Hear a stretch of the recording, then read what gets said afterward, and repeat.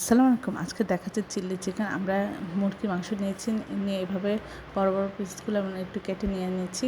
আমরা এখানে দিয়ে দিব আধা চামচ লবণ, 2 চামচ মরিচের গুঁড়া, আধা চামচ হলুদ গুঁড়া, আধা চামচ ধনিয়া গুঁড়া, আধা চামচ জিরা গুঁড়া এবং কয়েক চামচ টমেটো সস, এখন 3 থেকে 4 চামচ চালের গুঁড়া। সব কিছু আমরা এভাবে মাখিয়ে নিব।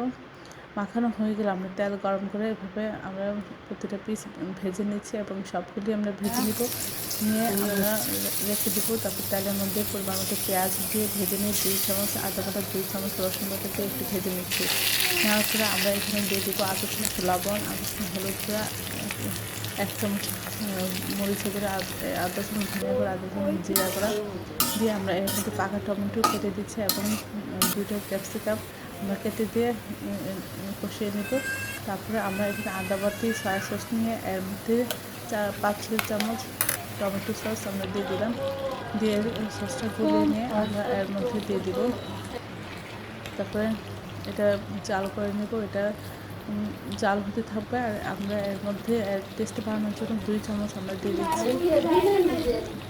চিনি। এতে স্বাদটা বেড়ে যাবে। তারপরে যখন ঝোল কমে মাখা মাখা হবে, সব কিছু ঠিক থাকবে, তখন আমরা এটা নামিয়ে পরিবেশন করবো। এটা খেতে অসাধারণ লাগে। আশা করি সবাই একবার হলেও এই রেসিপিটা ট্রাই করবেন। সবাই আমার চ্যানেলটি লাইক করবেন, শেয়ার দেবেন, সাবস্ক্রাইব করবেন, প্রিয়জনকে বেশি বেশি করে শেয়ার দেবেন। আমার চ্যানেলে সব রকম রান্নার রেসিপি রয়েছে, আশা করি দেখবেন। আর এই অসাধারণ রেসিপিটা আপনারা একবার হলে বাসায় ট্রাই করে প্রিয়জনকে করে খাবেন। এটা দেখতে যতটা সুন্দর, খেতে অসাধারণ।